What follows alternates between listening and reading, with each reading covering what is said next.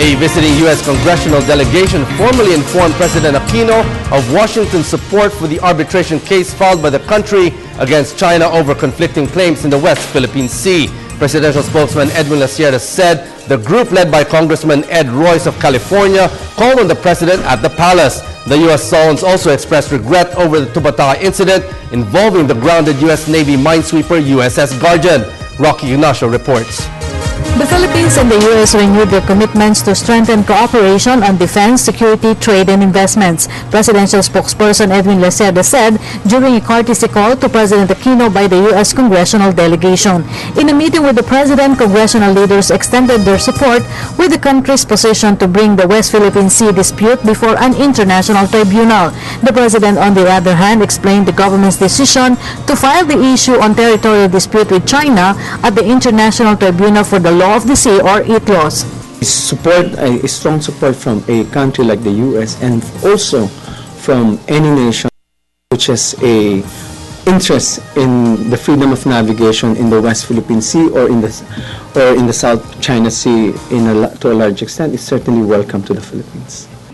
U.S. lawmakers also lauded the economic reforms implemented by the Aquino administration. The president also thanked them for supporting the Save Our Industries Act, still pending at the U.S. Congress. The legislative measure, once passed, will invigorate trade between the Philippine apparel industry and the U.S. textile industry. Meanwhile, congressional leaders extended their regrets on the damage at the Balitaan Reef when a U.S. Navy minesweeper ran aground in the area. But Lasierda said the request to pay a courtesy call was made as early as December last year, way before the Balitaan incident. These are congressmen who are enthusiasts for the Philippines. As you know, Congressman Ed Royce sponsored the Save Our Industries Act, or the SAVE Act. He was a co-sponsor of the Save Our Industries Act. During the congressional courtesy call, a number of them expressed their appreciation for the warm hospitality that we Filipinos extended to their visit, and that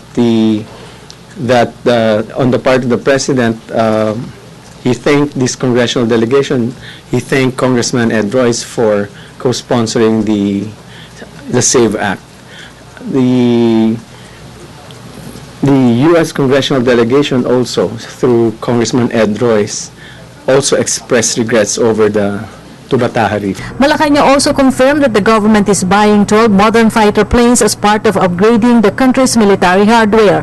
Lasierda said the new jets will be utilized for training, interdiction, disaster response, and not just for territorial defense.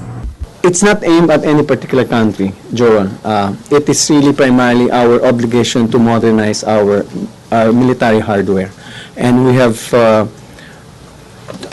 already decommissioned our jets. Our jets are, I forgot the details of those jets, the names, but they have been decommissioned. We don't have any existing jets right now that are in use, and therefore it is necessary for us to upgrade, based on our commitment to upgrade our military hardware.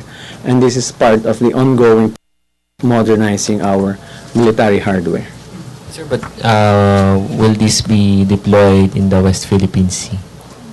It will be deployed whenever it is necessary. If there is a disaster, it will be deployed to monitor and to see the extent of damage, for instance, in a disaster area. It will be deployed whenever there's a need to be deployed.